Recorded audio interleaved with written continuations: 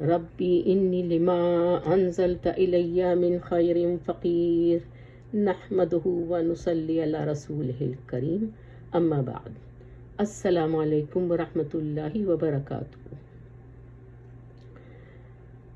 ہماری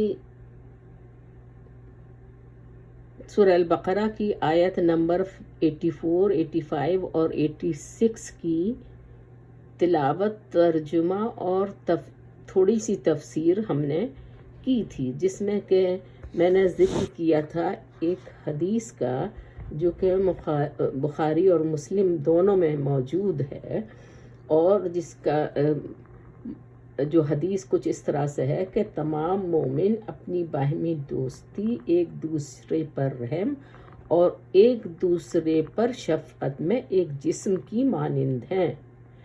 جب اس کا ایک عضو بیمار ہوتا ہے تو اس کی خاطر سارا جسم بیدار اور بیمار رہتا ہے، اور وہ بھی اسی طرح بخار میں مبتلا ہو جاتا ہے۔ اور یہ میں نے بتلائی تھی آپ کو حدیث، جو کہ مسلم شریف میں بھی ہے اور بخاری شریف میں بھی ہے۔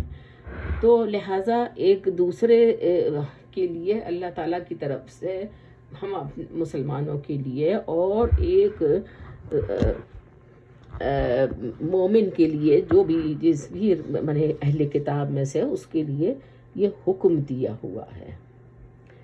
اچھا، اب یہ دیکھیے کہ جو باتیں ہیں، جو نصیحتیں ان آیات میں کی گئی تھیں وہ کیا تھیں کہ ان چاروں سے عہد لیے گئے تھے۔ چار کون تھے یہ اب آپ سمجھ لیجئے، اور کیا عہد سے چار ایک عہد ان قبیلوں سے، یہ 5 قبیلے تھے، ان قبیلوں سے ایک عہد لیا گیا تھا۔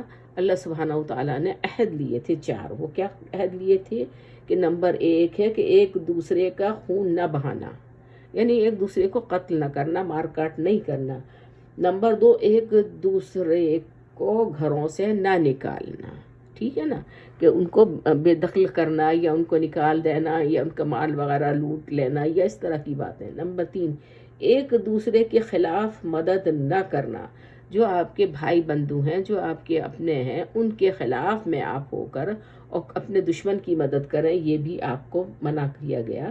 یہ تیسرا حکم تھا۔ اور چوتھا حکم جو تھا وہ قیدی کو فدیہ دے کر چھڑا لینا، یعنی کہ کوئی بھی قیدی ہو جائے آپ کی طرف سے، چلا جائے دوسری طرف آپ کے مخالفین میں، تو اس کو آپ فدیہ دے کر اور چھڑائیں، مگر وہ صرف فدیے پر عمل کرتے اور باقی 3 کی مخالفت کرتے اور بلا جھجک ان کا ارتکاب کرتے تھے۔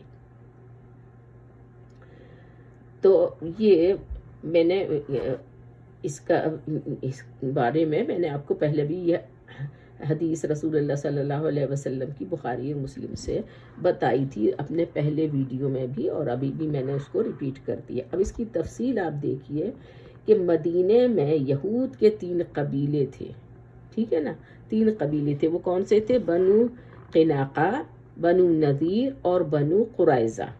یہ اہل کتاب تھے۔ اب یہ یاد رکھیے گا کہ یہ بنو قینقاع، بنو نذیر اور بنو قریظہ یہ اہل کتاب قبیلے تھے، اور مدینے کے عرب قبائل، ٹھیک ہے نا، جو اور عرب قبائل تھے، اوس اور خزرج تھے، یہ 2 قبائل تھے، یعنی اس طرح سے یہ 5 مل کے ہو جاتے ہیں، لیکن یہ 3 پہلے جو میں نے بتلائے ہیں یہ اہل کتاب تھے، اور یہ اوس اور خزرج جو قبائل تھے یہ بت پرست مشرک تھے۔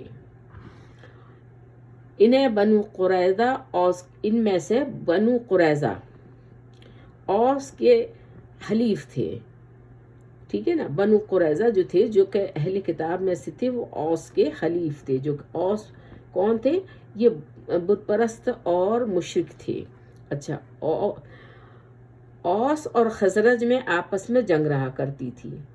اب یہ آپ دیکھ لیجئے کہ یہ اوس اور خزرج جو تھے یہ دونوں بت پرست تھے، اور ان دونوں قبیلوں میں آپس میں جنگ رہا کرتی تھی، اور یہودی قبائل اس میں اپنے اپنے حلیف کا ساتھ دینے اور مقابلے میں آنے والے مشرک قبیلے کے آدمیوں کے علاوہ ان کا ساتھ دینے والے اپنے یہودی ساتھیوں کو بھی قتل کر دیتے تھے۔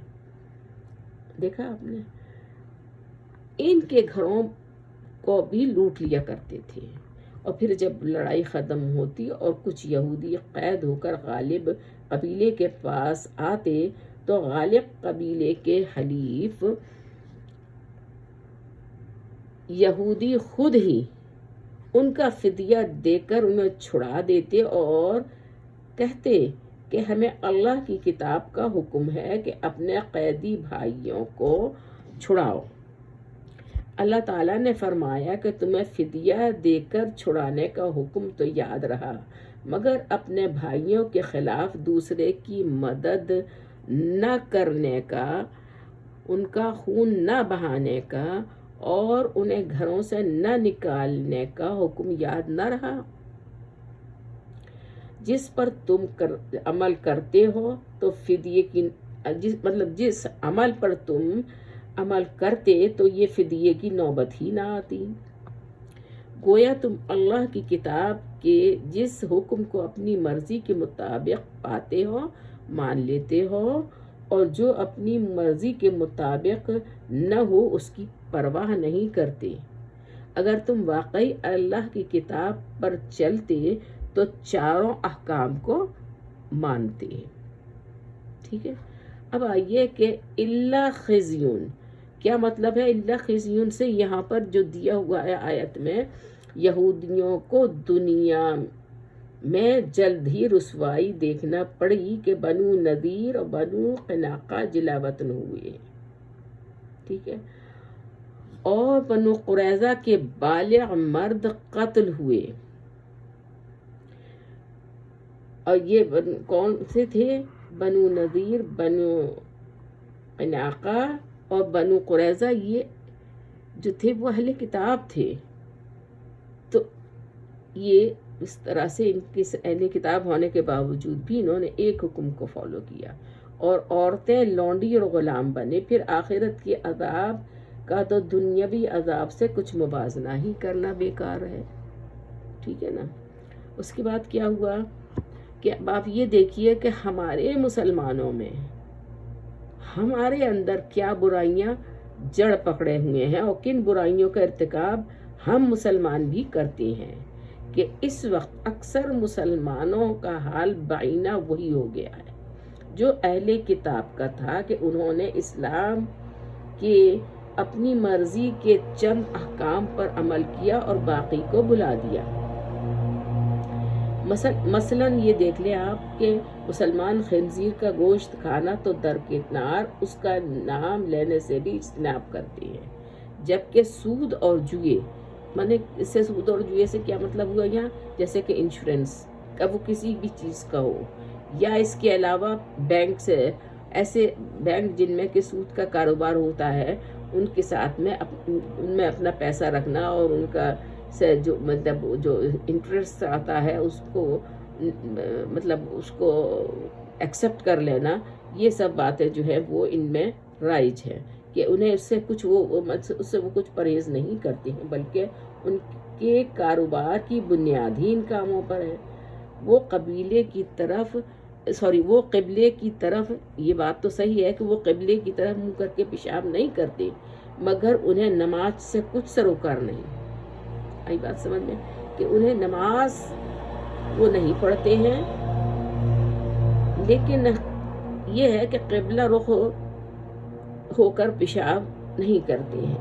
لیکن یہاں بھی میں ایک بات بتلا دوں کہ پاکستان میں بہت سارے بیچارے غریب لوگ بھی ایسے ہیں، اور کہ توبہ کرنی چاہیے کہ جہاں بھی کہیں کوئی گندی جگہ کوڑا کرکٹ دیکھتے ہیں وہاں کھڑے ہو کر وہ پیشاب کر لیتے ہیں۔ اب وہ قبلہ رخ ہے کہ نہیں، اللہ ہی بہتر جانتا ہے، اور وہ بہتر جانتے ہوں گے، لیکن ایسا بھی کر لیتے ہیں وہ۔ اور اس کے علاوہ کیا ہے کہ وہ جھٹکے والی مرغی جسے شرعی طور سے حلال نہ کیا گیا کھانے سے یورپ اور امریکہ جا کر کھانے سے بھی اجتناب نہیں کرتے ہیں، یعنی کہ ایسی مرغی کا گوشت کھا لیتے ہیں کیونکہ وہ کوئی بات نہیں، یہ تو انہوں نے ایسے ہے تو مرغی، کوئی بات نہیں، کھا لیا، مگر شراب اور حرام شباب یا اس طرح کی چیزوں سے پرہیز نہیں ہے۔ وہ اپنے آپ کو امت مسلمہ کا فرد کہتے ہیں، پھر کفار کے ساتھ مل کر اپنے ہی بھائیوں کو قتل بھی کرواتے ہیں۔ اب آپ یہ دیکھ لیجئے کہ فلسطین میں کیا ہو رہا ہے اور یو اے نے کیا کیا ہے، اور ان کے گھروں اور شہروں کو تباہ برباد کر دیتے ہیں۔ اس کا نتیجہ دنیا میں ذلت کی صورت میں تو یقیناً ظاہر ہو ہی جاتا ہے، رہا آخرت کا معاملہ تو کتاب کے بعض پر ایمان یعنی اس پر عمل کرنا اور بعض کے ساتھ کفر کرنا یا کہ اس کی مخالفت کرنا اہل کتاب کو اشد العذاب کہا گیا ہے کہ وہ اس سے ہرگز نہیں بچ سکیں گے۔ تو موجودہ مسلمانوں کو اس سے کیسے بچایا جائے؟ اب آپ یہ بتلائیے کہ یہ کیسے موجودہ مسلمانوں کو اس سے محفوظ رکھا جائے تاکہ وہ اس سے محفوظ رہیں۔ تو اب ضرورت یہاں پر اس بات کی ہے کہ مسلمانوں کو زیادہ سے زیادہ لوگ ان کو شعور دیں، ان کو سمجھائیں اور اپنے اندر ایک یہ پیدا کریں صبر برداشت کا مادہ، تاکہ وہ ان کی غلط باتوں کو برداشت کر سکے۔ اس کے علاوہ عبید خیر رحمۃ اللہ علیہ کہتے ہیں کہ ہم سلمان بن ربیہ رحمۃ اللہ علیہ کی ماتحتی میں بلنجر میں جہاد کر رہے تھے۔ محاصرہ کے بعد ہم نے اس شہر کو فتح کر لیا۔ راس الجالود کے پاس جب ہم پہنچے تو سیدنا عبداللہ رضی اللہ عنہما اس کے پاس گئے اور فرمایا، یہ لونڈی تیری ہے اور تیری ہم مذہب ہے، میں نے اس کو 700 میں خریدا ہے، اب تو مجھ سے خرید لے اور اس کو آزاد کر دے۔ اس نے کہا، بہت اچھا، میں 1400 دیتا ہوں۔ آپ رضی اللہ عنہ نے فرمایا، میں تو 4000 سے کم میں اس کو نہ بیچوں گا۔ انہوں نے کہا، پھر میں نہیں خریدتا۔ آپ رضی اللہ عنہ نے کہا، سن، یا تو اسے خرید ورنہ تیرا دین جاتا رہے گا۔ تورات میں لکھا ہوا ہے کہ بنو اسرائیل کا کوئی بھی شخص گرفتار ہو جائے تو اسے خرید کر آزاد کیا کرو، اگر وہ قیدی ہو کر تمہارے پاس آئیں تو فدیہ دے کر چھڑا لو اور انہیں ان کے گھر سے بے گھر بھی نہ کرو۔ اب یا تو تورات کو مان کر اسے خرید یا تورات کا منکر ہونے کا اقرار کرو۔ وہ سمجھ گیا اور کہنے لگا، ایسا معلوم ہوتا ہے کہ تم شاید عبداللہ بن سلام رضی اللہ عنہ ہو۔ آپ رضی اللہ عنہ نے فرمایا، ہاں۔ چنانچہ وہ 4000 لے آیا اور آپ رضی اللہ عنہ نے 2000 لے لیے اور 2000 پھر اس کو لوٹا دیے۔ بعض روایتوں میں ہے کہ راس الجالود کوفے میں تھا۔ یہ ان لونڈیوں کا فدیہ نہیں دیا کرتا تھا جو عرب سے نہ بچی ہوں، اس پر عرب نے نہ بیچی ہوں۔ اس پر سیدنا عبداللہ رضی اللہ عنہ نے اسے تورات کی یہ آیت سنائی۔ غرض اس آیت میں یہودیوں کی مذمت ہے کہ وہ احکام الہیہ کو جانتے ہوئے بھی پھر بھی اس کو پس پشت ڈال دیتے ہیں اور اس پر عمل نہیں کرتے ہیں۔